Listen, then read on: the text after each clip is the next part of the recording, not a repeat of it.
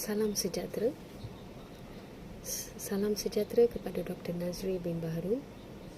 Saya Kaliswari, anak perempuan Narainan, nombor matrik 266910, akan membentangkan tentang kemahiran perundingan dan pentadbiran, iaitu perbezaan di antara Malaysia dan Singapura.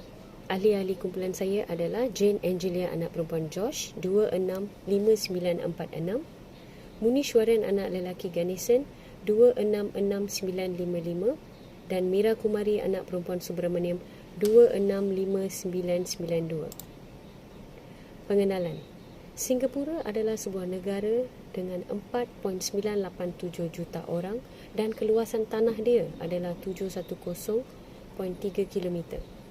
Jabatan Perangkaan Kementerian Perdagangan dan Industri pada 2010. Singapura kini merupakan salah satu negara paling maju di Asia dengan KDNK per kapita di tempat kedua selepas Jepun. Malaysia yang terletak di utara Singapura berluasa 330.803 km persegi dan menempatkan 28.31 juta orang melalui Jabatan Perangkaan pada tahun 2010. Malaysia dan Singapura telah menjalinkan hubungan dua hala yang luar biasa.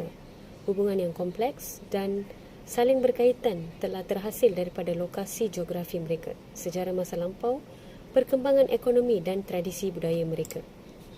Sejarah air import. Air import dari Johor, Malaysia, secara sejarahnya merupakan bekalan air yang penting untuk Singapura dan akan terus berbuat demikian sekurang-kurangnya sehingga 2061. Perjanjian ini menunjukkan sejarah kerjasama yang berterusan antara kedua-dua negara mengenai subjek air, walaupun pada hakikatnya hubungan air mereka kadang-kadang dicemari oleh perselisihan pendapatan dan perbezaan pendapatan yang ketara. Sekian, terima kasih. Selamat petang, Doktor. Nama saya Jane Angelia. Nombor matrik saya 265946. Sekarang saya akan membincangkan tentang kepentingan utama. Kepentingan utama media berhubung dengan hubungan air antara kedua-dua negara didapati dalam fakta bahawa dengan pengecualian sebilangan kecil dokumen utama. Saluran media di Singapura. The Business Times, Nanyang Siang Pau, Chinese punya berita, media, berita harian Malay punya, berita minggu Malay juga, dan The Straits Times.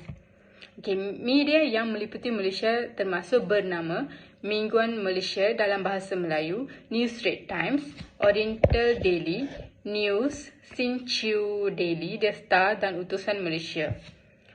Media global ialah BBC Monitoring, Birmingham Post, Business World, Deutsche Press, Adventure, International Herald Tribune, Newsweek, The Economist, The Independent, The Korean Herald, The Nike Weekly, Xinhua, dan West News. Alternatif terbaik kepada perjanjian rundingan BATNA adalah tanggapan yang berguna dan sering digunakan dalam kedua-dua teori dan amalan rundingan. Menurut pengamal, BATNA boleh meningkatkan kuasa tawar-menawar pengamal yang banyak. BATNA kebanyakan relevan apabila setiap pihak yang berunding lebih mengutamakan BATNA mereka daripada terma yang dipersetujui, yang bermaksud bahawa daya tarikan BATNA pihak boleh memberi impak besar sama ada perjanjian yang dirundingkan diterima. Slide seterusnya saya akan pas dengan kawan saya. Thank you, Doktor. Nama saya Munishwaran, anak lelaki Ganesan. Nombor matrik saya adalah 266955. Saya sambung dengan perbantangan alternatif BATNA. Pemilik fasas khusus juga akan digunakan oleh persidangan topik utama untuk rundingan persidangan antarabangsa.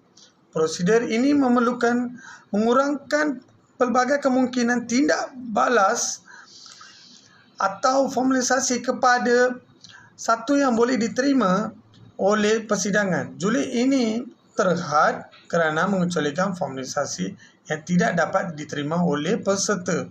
Penyelesaian ini akan ditemui melalui pendekatan yang berulang yang bermula dengan sesi penerokaan untuk memahami kebimbangan dan keutamaan setiap orang. Prosedur ini melibatkan pengembangan ke arah keputusan. Oleh sebab itu, idea tentang moratorium adalah penting untuk perundingan yang berusaha untuk mencapai keputusan. Persidangan mungkin terhenti, hilang dorongan atau menjadi lembab.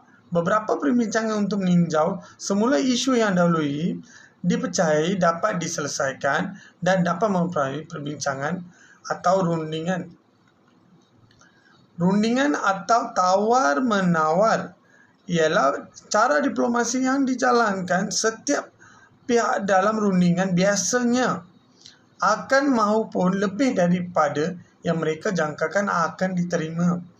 Pelbagai kompromi atau persetujuan mereka menyerahkan sebahagian daripada apa yang mereka inginkan pada asalnya. Selalunya, seorang diplomat asing akan membantu dalam perbincangan. Sebagai contoh, Matti Ahtisaari, seorang pegawai PBB dari Finland, membantu Namibia pada tahun 1990 dalam mencapai kemerdekaan dari Afrika Selatan. Seterusnya saya serah kepada rakan saya. Sekian, terima kasih. Doktor, nama saya Mira Kumariana Perempuan Subramanian. Nombor matrik saya 265992. Okey, saya akan teruskan pembentangan saya dengan slide alternatif terbaik kepada perjanjian rundingan. Okey, right. Dalam beberapa rundingan, satu pihak tidak akan memberi alasan. Orang lain yang terlibat dalam rundingan itu mungkin menggunakan sekatan diplomatik apabila ini berlaku. Semua kaki tangan kedutaan mesti sama ada dikurangkan atau dibuang dari negara yang bersalah sebagai sebahagian daripada sekatan diplomatik. Presiden yang enggan melawat atau bertemu dengan pemimpin negara yang bersalah mungkin menghadapi akibat diplomatik yang lebih ringan. Sebagai satu contoh, pada tahun 2010, Nicaragua memutuskan semua hubungan diplomatik dengan Israel. Nicaragua memprotes serangan Israel ke atas kargo bantuan yang menuju ke semenanjung Gaza, sebuah wilayah yang ditadbir oleh pihak berkuasa Palestin, Israel mempunyai pertikaian. Okey, seterusnya mengenai perjanjian diplomatik. Okey, perjanjian diplomatik adalah akibat daripada rundingan yang berjaya. Perjanjian bertulis antara negara adalah jenis perjanjian yang paling formal. Sebagai contoh, Perang Dunia I telah dimuktamadkan secara sah oleh Perjanjian Versailles. Perjanjian Versailles ialah ditulis oleh Versailles, Perancis. Pakatan itu tidak terbuka untuk rundingan dengan wakil dari kuasa pusat seperti Jerman dan Australia. Walau bagaimanapun, perjanjian itu telah diluluskan oleh duta-duta dari negara-negara kuasa tengah yang lain serta kuasa bersekutu termasuk Amerika Syarikat. Amerika Syarikat adalah sebuah negara yang sentiasa bersedia. Mereka adalah sebuah negara juga yang sangat besar dan dengan perwakilan yang sangat besar. Oleh itu, wajarlah bahawa mereka mempunyai banyak agensi untuk membentuk ahli delegasi. Sebagai kuasa besar, mereka sentiasa berusaha untuk menegaskan penguasaan mereka ke atas negara yang lebih kecil. Amerika telah menjadi satu-satunya kuasa besar di planet ini sejak sekian lama. Satu kuasa yang boleh menjejaskan mana-mana rantau atau sudut dunia dirujuk sebagai global. Seterusnya,